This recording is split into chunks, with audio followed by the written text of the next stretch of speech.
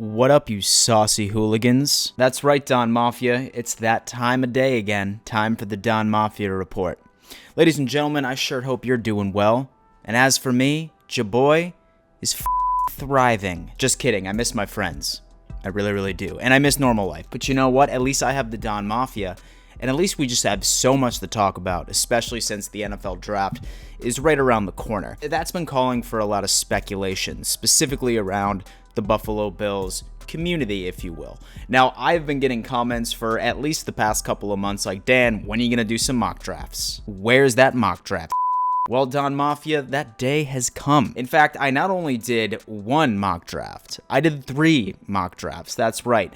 And then rather than me actually picking the players myself, I went to the draftnetwork.com, and then I actually ended up running 3 different simulations of exactly what the Buffalo Bills are going to do. Now, I know that a lot of you most likely don't want to sit through a 45-minute video, so Jaboy is actually splitting these up into 3 separate videos. I'm just going to be going through one mock draft, and then I'm going to give it a grade, and then I want you guys to give it a grade right in the comments section as well. So this one that I'm about to go through, very excited about it, really want to hear your thoughts on it.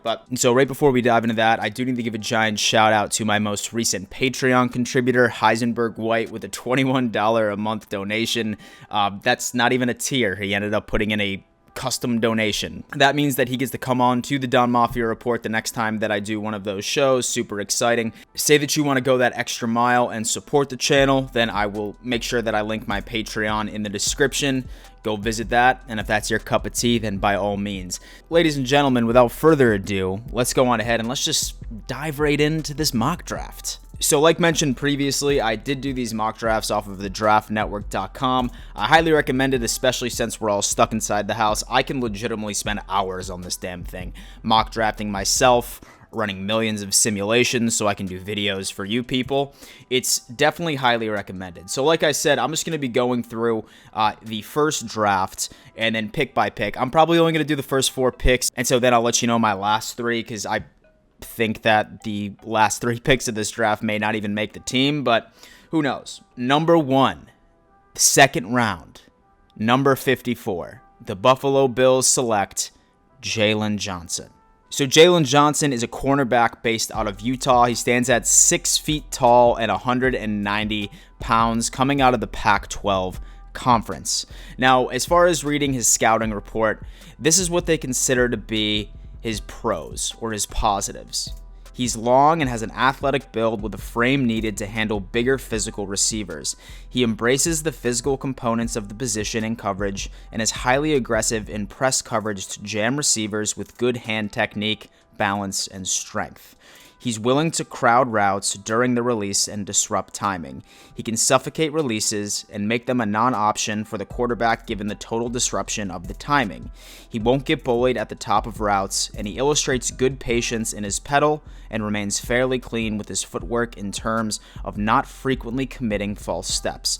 He has high-level flashes of exceptional ball skills and always raking at the football. Long strides help him recover and remain in phase when he pins vertical routes to the sideline.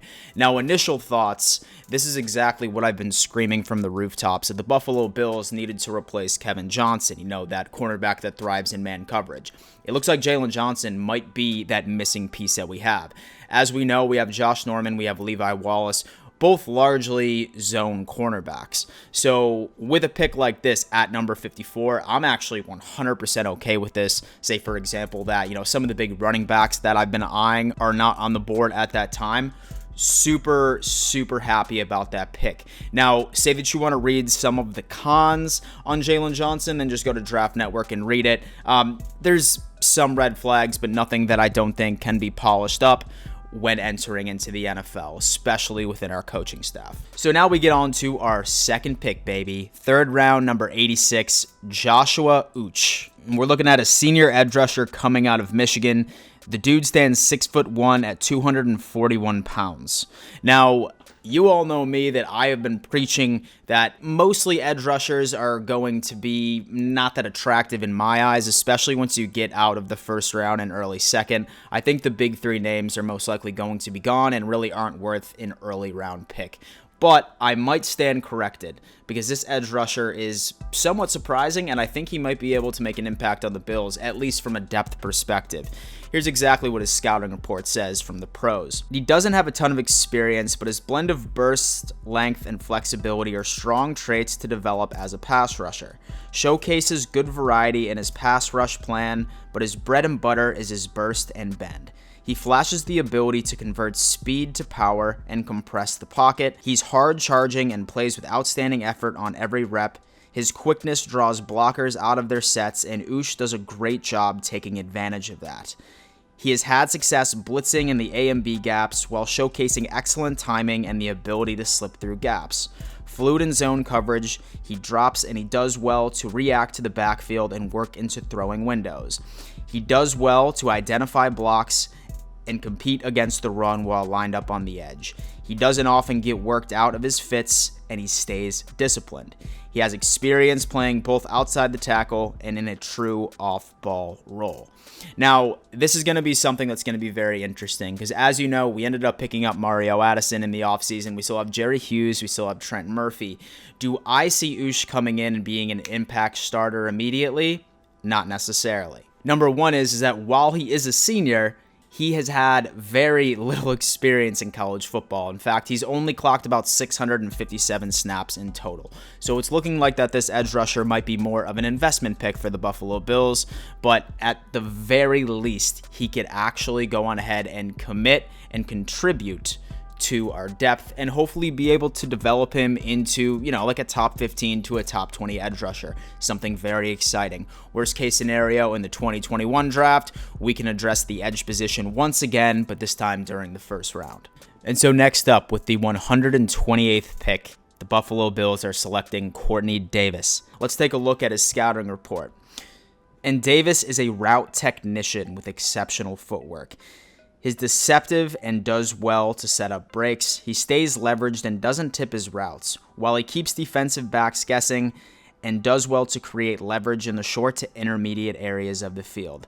He has an easy accelerator and he glides in full stride. He's not afraid to work the middle and compete through contact. He has good balance and body control. While he is not dominant in contested situations, he does come out with some impressive grabs. Smooth separation quickness, competitive and decisive after the catch. Now, this is something, especially with these traits that I just read, that compare to our current wide receiver room already. Think Cole Beasley, think John Brown, think Stephon Diggs. What's one thing that they have in common? They are absolute route technicians. They are monsters when it comes to route running. And it sounds like Courtney Davis shares that exact same characteristic. Now, separation, in my opinion, is probably the most important trait that any receiver in the entire NFL can have, and Courtney definitely makes that happen. Now, while it did say that he's not going to be that guy who's going to win those contested catches all the time like a Stephon Diggs, but he might be a steal of a pick, especially since we're looking at the fact that we're going to be picking this guy up in the fourth round. I mean, we've said this before and we've said it again, that this wide receiver draft class is so deep that I am absolutely fine with waiting until the fourth round, and I'm even fine with Courtney Davis. And so now we get into the fifth round. With the 167th overall pick, the Buffalo Bills select Darrynton Evans. He's a running back out of Appalachian State, stands 5'11" and 185 pounds. Let's take a look at his scouting report. And Evans has easy acceleration and he gets the top gear in a hurry. He has fluid change of direction ability with exciting elusiveness and has the flexibility to weave through the defense as he breaks his share of pursuit angles. He's a dangerous space player with a history of contributions in the return game. He's a home run threat due to his breakaway speed. His proven ability to handle a heavy workload combined with his feet are very active, and he competes hard for extra yardage despite not being the most powerful of runners. Willing participant in pass protection, flashy as a receiver, but wish there was more production to evaluate. So, right according to his scouting report, his best trait is hands down his shiftiness. He's able to make guys miss. Sounds familiar, right? Like a Devin Singletary. And then his worst trait is vision and power. Now, this draft simulation, this is probably going to be the only pick that I wouldn't agree with because, number one, vision and power is exactly, in my opinion, what the Buffalo Bills are missing in an RB2. You know, something that could be the direct opposite of Devin Singletary, who is already very elusive, and he's demonstrating a lot of the traits that Evans is demonstrating right now. The problem is, I think that Devin Singletary really needs that power back to be his RB2, and I just don't think that Evans will be able to fit that mold since he's so similar, especially since he's coming out of the Sun Belt, so his competition level really wasn't that high. I do understand that Devin Singletary came from a very low D1 or high D2 school as well, but I just don't see that Evans would be the pick. You guys all know that I'm, very high on drafting a running back in the second round for our very first pick, but hey, that's why I did 3 of these, Yeah, Don Mafia. So the remainder of the draft, like I said, I'm probably not going to run through them because I personally don't even see them making the team. Maybe the practice squad, I don't know. But we ended up picking Cameron Clark, an offensive tackle from Charlotte. We ended up picking up Tyler Clark for an interior defensive lineman out of Georgia, although that is my favorite college team, fun fact. And then last but not least, we ended up picking up Zach Shackelford from Texas, who is an interior offensive lineman. So overall, with this draft simulation, I'm probably going to give it a C+. Really wasn't excited with the running back pick. I mean, say that we were to take a running back maybe like in, maybe the 86th pick, we would have replaced the edge rusher. I'm fine with picking a cornerback during the first as long as we pick a running back in the second. I think that an edge rusher at this point, just use what we have so far this season and then address a young edge rusher next year. So I'm going to have to give this draft a C+. I think that the next 2 mock drafts that I'm going to release are a little bit better, but I still want to hear your comments. What do you think? What's your grade on this? What do you think about Jalen Johnson, first off? Because that's probably the only player that I'm wildly excited about. Besides that, Don Mafia, thank you so much for tuning in to yet another edition of the Don Mafia Report. If you're new here, my name is Dan Mitchell. I regularly put out NFL and Buffalo Bills videos. If that's your cup of tea, smash that subscribe button like it owes you money. Smash the like button for the YouTube algorithm so your boy can get discovered. Tell your friend, tell your grandma, tell your side chick, let them know to subscribe to Dan Mitchell and be a part of the Don Mafia. Ladies and gentlemen, that's going to be it for today. Stay healthy, take care of yourself, take care of your family, and above all else, let's go Buffalo.